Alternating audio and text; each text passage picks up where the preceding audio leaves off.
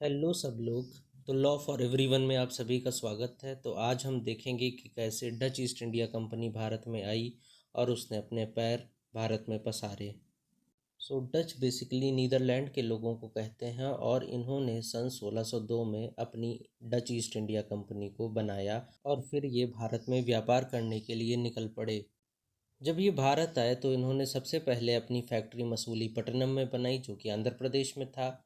और इसके बाद इन्होंने गुजरात में भरूच, कैम्बे और कोचीन में, सिंसुरा में, पटना में, बिहार में, आगरा में भी अपनी फैक्ट्रियां बनाई। इन्होंने अपना मेजर बेस पुलीकट, जो कि तमिलनाडु में था, उसको बनाया और बाद को इन्होंने अपनी कैपिटल को नागापट्टनम में शिफ्ट कर दिया। लेकिन इस समय तक भारत में अंग्रेज भी आ चुके थे और वो डच ईस्ट इंडिया कंपनी के मेजर चैलेंजर साबित हुए और इसी से एंग्लो डच राइवलरी की शुरुआत हुई।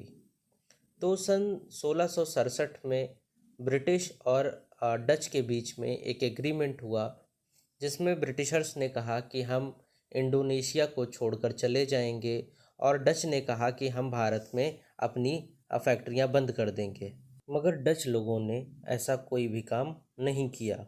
ब्रिटिशर्स से एग्रीमेंट होने के बावजूद डच लोगों ने अपनी मोनोपोली ब्लैक पेपर की ट्रेड में, स्पाइसेस की ट्रेड में, सिल्क की ट्रेड में, कॉटन, इंडिगो, राइस, अफीम आदि की ट्रेड में जारी रखी और साथ ही साथ वो भारतीय सामानों की बहुत बड़ी मात्रा में खरीद फरोख्त करते थे, जिसका परिणाम ये हुआ कि अंग्रेज़ों के बीच में और डच के बीच में आगे भी काफ़ी सारा विवाद बढ़ता रहा। और इस विवाद का परिणाम ये हुआ कि सन 1759 में इंग्लिश और डच के बीच में हुगली में लड़ाई हुई और जिसके बाद इंग्लिश विजयी साबित हुए और डच भारत को छोड़कर चले गए और दोबारा उन्होंने कभी भी भारत में व्यापार करने की चेष्टा भी नहीं की। तो आज का अंक बस यहीं तक। हो सकता है आपको ये कहानी अच्छी लगी होगी।